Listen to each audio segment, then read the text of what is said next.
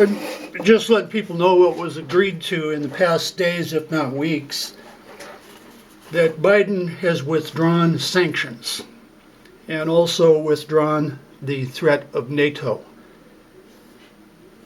So we all saw it, well, I don't know if we all knew it, but we saw what was going to take place, and it's happening much quicker than what I thought. I thought it would take a few days, if not weeks, but no, it's happening in hours. So now he says, we do not seek to destabilize Russia. That gets him out of the sanctions threat, which are now off the table and withdrawn. That gets him off the hook. And tells citizens, you are not our enemy, as he warns Putin to de-escalate tensions with Ukraine. He warns Putin.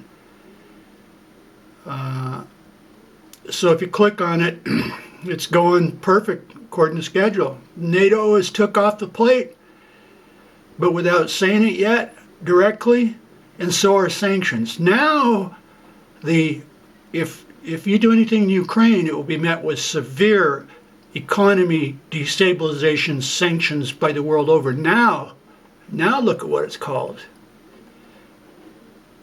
That a Russian attack on Ukraine will be met with overwhelming international condemnation. So sanctions, which would be essentially a war on Russia to destabilize them, is now overwhelming international condemnation. So see what they're doing? They're stepping back from the brink. Actually, it's not Putin, it's Biden. And then he says there's plenty of room for diplomacy with Russia to avoid a conflict in Europe. And then the United States and NATO are not a threat to Russia. Let me read where he withdraws NATO and concedes to Putin.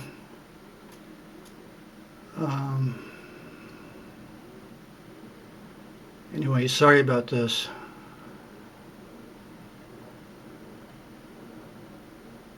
Oh, shit. Anyway, he says, we ain't putting no missiles in there. We never said we would. We ain't putting no missiles in there. Okay, here it is. U.S. and NATO are not a threat to Russia. Ukraine is not a threat to Russia. Neither the U.S. nor NATO have missiles in Ukraine. We do not, repeat, do not have plans to put them there as well. In other words, NATO is now took off the table. It's took off the table. But anyway, I'm surprised it's happening this quick, actually.